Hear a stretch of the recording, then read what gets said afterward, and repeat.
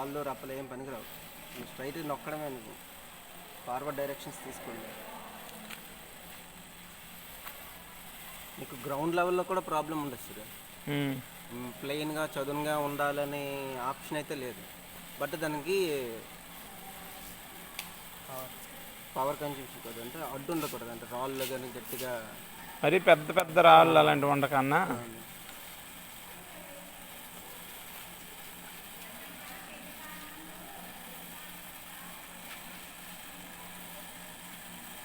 Operating అక్కడ ఉండదు sir. Distance ఇంకెక్కడ ఆ డిస్టెన్స్ కింద మీకు ప్రాబ్లం ఉంది.